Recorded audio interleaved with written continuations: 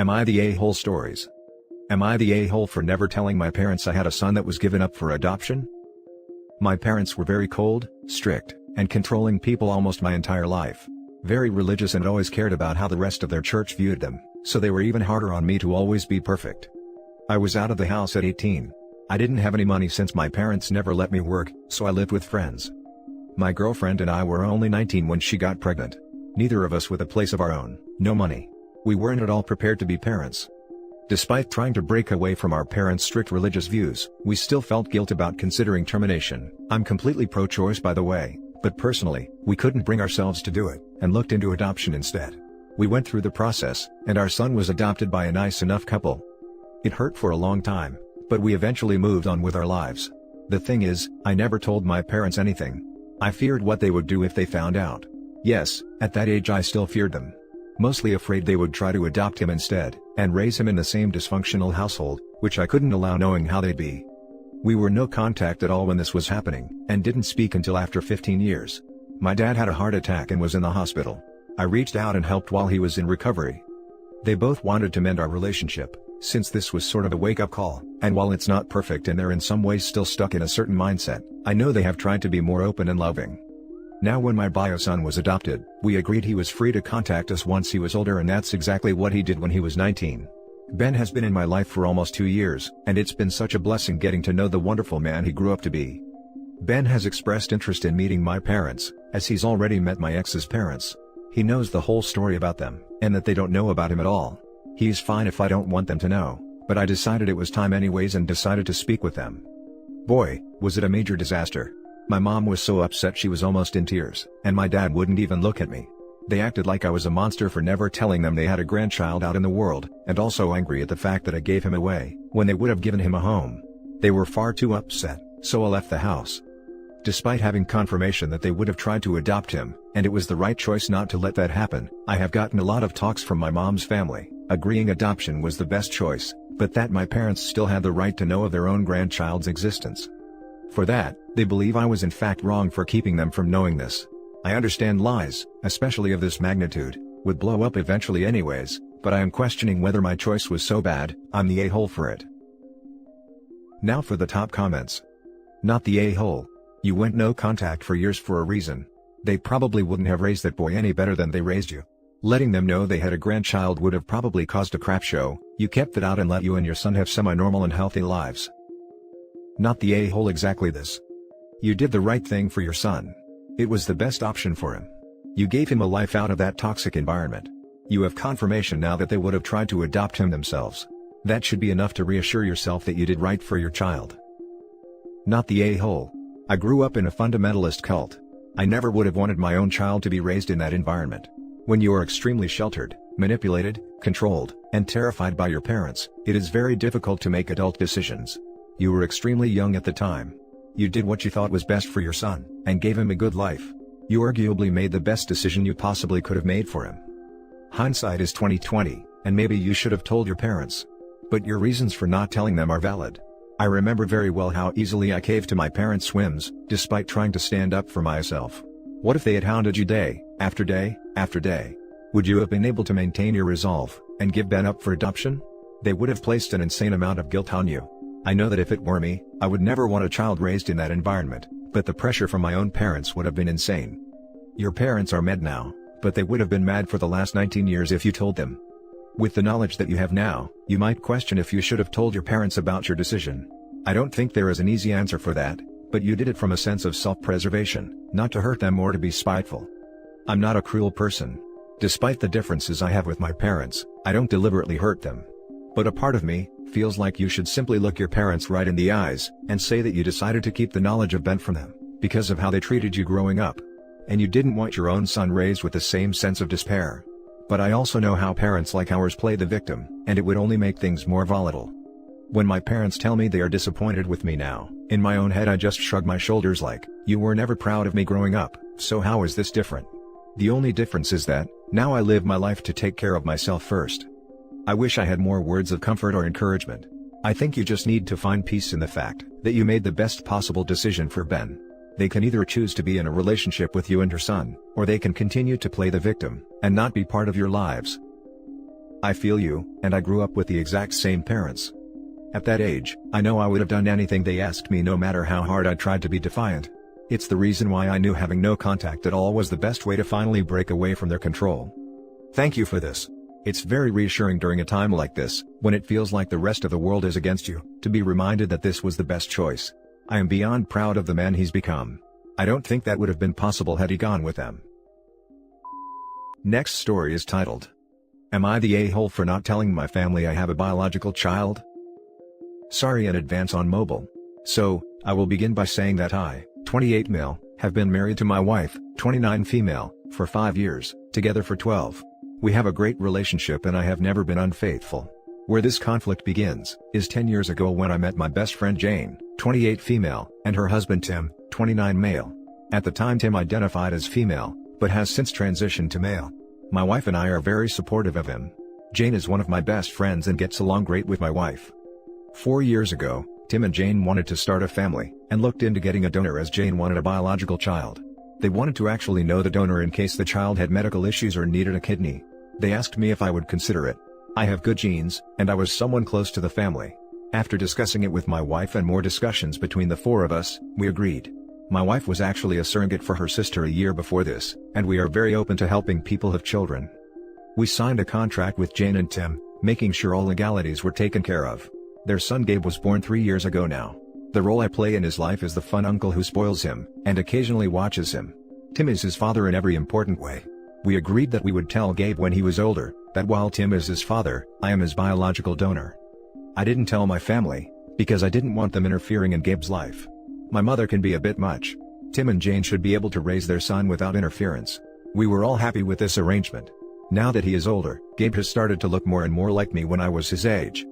For Thanksgiving Tim, Jane, and Gabe came over after quarantining themselves for 2 weeks. My mother did a drive-by, and saw Gabe sitting on my shoulders. Something must have clicked and she put 2 and 2 together. She called me later, crying asking if I was Gabe's father. I told her I am his donor, and that Tim is his father. She blew up at me. How I am depriving her of one of her grandchildren. My sister has 3 children. My sister later called and was pissed, but when I explained the situation, she understood. She just said we shouldn't keep secrets like this. I told her it was none of their business, and we have no say in how Tim and Jane raise Gabe. She called me an idiot. My mother will not talk to me. My dad has said they had a right to know, and want to be part of Gabe's life. So, am I the a-hole for not telling my family I have a biological child? Now for the top comments. Not the a-hole. Gabe is not her grandchild, and she isn't entitled to him. Well, actually the child is her grandchild biologically, but she will have to accept that her son was acting as the donor and legally isn't the father. Gabe is not her grandchild, legally or socially. That doesn't trump the weak biological connection. Not sure what your comment is supposed to prove. Not the a-hole. Absolutely not. They're turning a selfless gift into a selfish act. It is not and will never be about them. You need to do everything in your power to protect Gabe, and Tim and Jane from your family. They should also know that they know this well, so Tim and Jane can be on the lookout for future run-ins. Not the a-hole, and your intuition about your nosy parents was exactly right. They have no right to be in Gabe's life. You and your wife sound like wonderful people, and I hope you all continue to be important parts of Gabe's development. Now for the next story. Am I the a-hole for not wanting to be in a child's life that I gave birth to? Background: my best friend couldn't have children. The risk of her death was too high and she already was having fertility problems.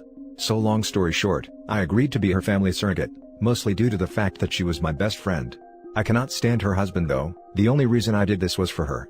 So, I became pregnant with their child and everything went smoothly. There was a contract in place, that I wouldn't be financially responsible for the kid and so on. It was a pretty standard contract. Well, that was 6 years ago and my best friend died. Due to the 2020 plague, I wasn't able to attend her funeral.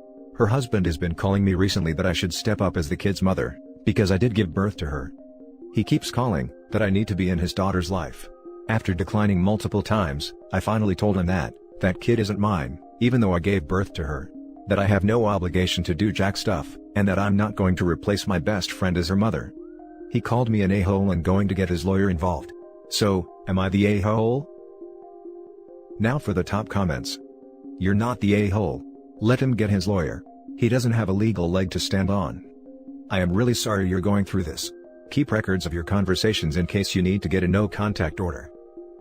This Sounds like he was not involved in parenting, and continuing to avoid it after his wife's death. Not the a-hole, although I'm nervous for the child. Yeah, looks like he's trying to get a free babysitter in OP. I agree, he's after a free babysitter, and faux stepmommy.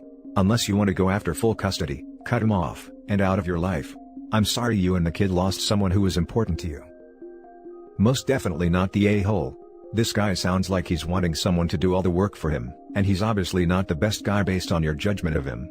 He can get all the lawyers involved that he wants, a contract is binding. He needs to be the one to step up. Not the a-hole. Right, I get the feeling he didn't want a kid, his wife did, and he agreed to it. He doesn't want her to take responsibility, he wants to push the child off to someone else so he won't have to care and raise for her. Now for the last story. Am I the a-hole for making potentially embarrassing family genealogy discoveries visible on Ancestry.com? I've been the extended family's amateur genealogist for more than 20 years. I've built an enormous family tree on Ancestry.com. Names and details on all living people are hidden, unless I give special permission to someone. Info on deceased people is visible. Like a lot of American families, there's a persistent myth that we have some Native American heritage. My late paternal grandmother told us that she was descended from a French soldier who married a Native American woman. Well, Grandma, who was a very sweet lady, made this up.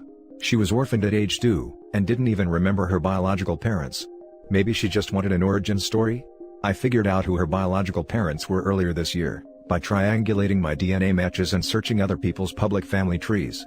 My great-grandparents were Eastern European immigrants. From newfound relations, I was able to learn a bit of family history. No Native Americans are in it. I'd actually forgotten about the Native American stories. My dad is no longer alive, but I shared this info with his brother, my uncle. He thanked me but asked, "Are you 100% sure there's no Indians?" His word, not mine, in our tree? Yep, 100% sure, I told him.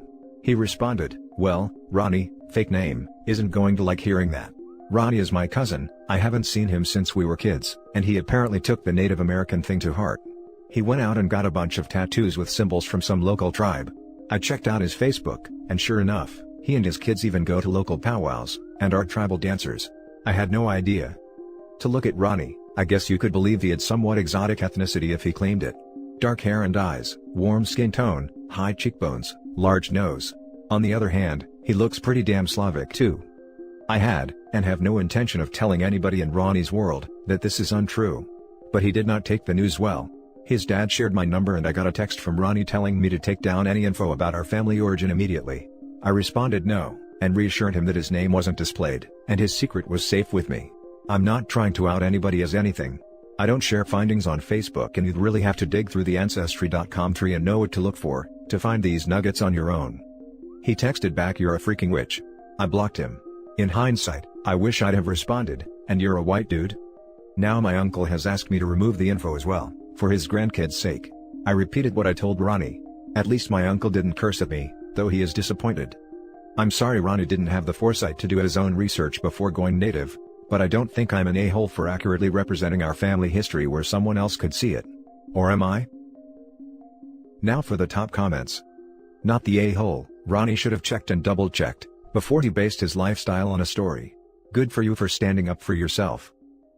In all fairness, I don't think these resources were readily available a couple of decades ago when Ronnie was a youth.